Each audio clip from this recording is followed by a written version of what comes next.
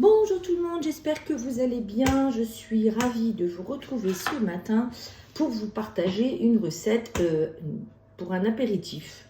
Voilà, j'ai des personnes qui viennent nous rendre visite ce soir. Je n'ai pas d'apéritif de près et vous savez, il n'est pas question de sortir les chips et les cacahuètes.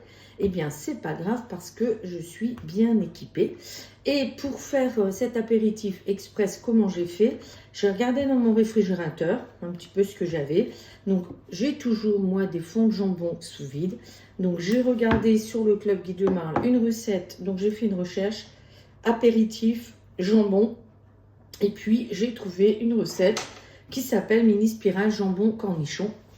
Je me suis dit, tiens, c'est bien pratique.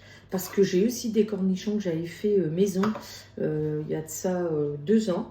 J'avais tous les ingrédients. De toute façon, c'est pas trop compliqué parce qu'il faut donc du jambon, du gruyère, du lait, de l'huile, des cornichons, des œufs et un mélange farine, levure chimique.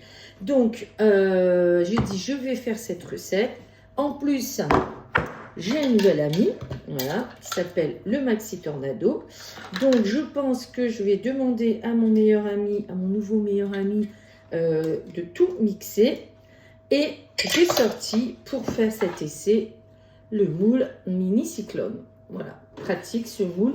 En plus, on aura 35 bouchées, ce qui est quand même pas mal.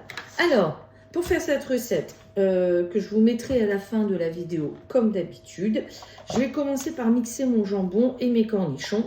Donc, il faut 2 tranches de jambon dans la recette. Bah écoutez, moi j'ai pris l'équivalent en fond de jambon. En gros, voilà. Donc, je vais mixer le jambon. Donc, je vais le couper en petits morceaux. Hein. Ça va aller un peu plus vite.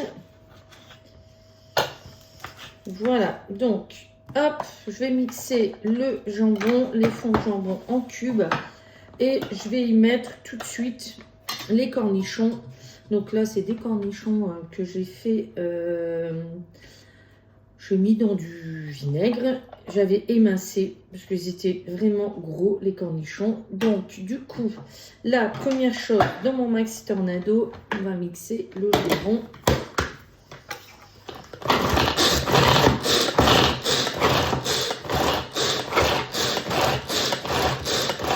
Voilà, quand même pratique. Hein. Donc, je vous montre le résultat. Et je vais tout simplement mettre dans ce Maxi Tornado tout le reste des ingrédients. Alors, il nous faut 100 ml, alors en même temps je regarde, 100 ml d'huile. Je vous rappelle qu'on va avoir 35 bouchées. Hein. Donc, hop, on va mettre l'huile. On va mettre le lait. Le lait, c'est 125. Alors, lait demi-écrémé. On va mettre 100 g de gruyère râpée. On va mettre 3 œufs qu'on va casser à part, comme d'habitude. Alors, ce qui est bien avec ce Maxi Tornado, là, c'est que vraiment, déjà, ça me facilite la vie. Parce que du coup, vous voyez, je vais tout faire dans cet outil. Vous allez voir, on va mixer, on va répartir dans le moule et hop, l'affaire est jouée. Alors, je vais mettre le sel, le poivre, la muscade et nos 150 g de farine que j'ai mélangé. Donc, j'ai mis déjà la levure et je tamise tout ça ensemble avec la cuillère magique. Voilà, donc on va mettre tout ça et on va mixer. Hop.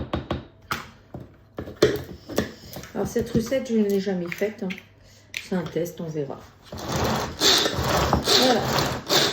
C'est quand même pratique hein, parce que franchement, bon à part là, quand on fait un peu les biscottos.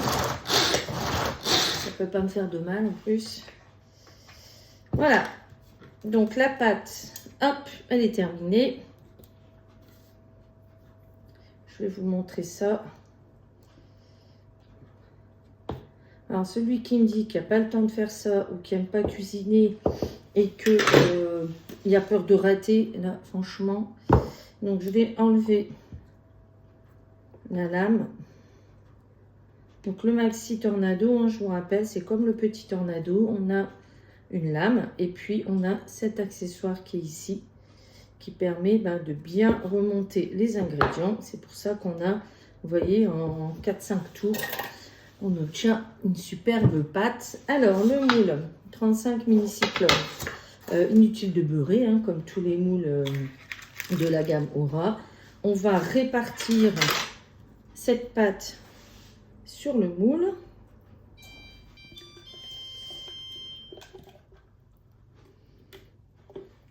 Et avec mon accessoire magique, la mini spatule, on va glisser la pâte, hop, dans les empreintes. Et moi, je vais mettre cuire, je pense qu'une vingtaine de minutes à 180. Ça devrait le faire. Alors, on va goûter ça tout à l'heure, hein, parce que bon, je vous fais des recettes, il faut quand même que je les goûte, que je vous dise si c'est bon. Donc là, on est sur un prix de revient à la bouchée qui est ridiculement bas en plus. Et puis, c'est des ingrédients qu'on a tous à la maison. Hein, donc, les personnes qui me suivent savent que moi, je vous encourage à prendre des fonds de jambon. Si vous avez la chance d'être équipé du B-Save, ça conserve 2 à 3 semaines. Et puis, on peut faire une multitude de choses avec des fonds de jambon. Voilà, ça remplace aisément les lardons. Alors, il nous reste un peu de pâte. Je pense que ça va être nickel au niveau quantité. Hop. Donc là, la recette, 7 minutes. Ça va, hein? Je pense qu'on a 7 minutes. Ça va plus vite que d'aller acheter un paquet de chips. C'est bien meilleur pour la santé. Et ça va coûter beaucoup moins cher aussi. Voilà. Donc là, hop, le reste de pâte, on va le répartir. Et on va emmener ça en cuisson à 180 pendant 20 minutes. Et je vous propose de se retrouver pour le démoulage. Et bien, à tout à l'heure.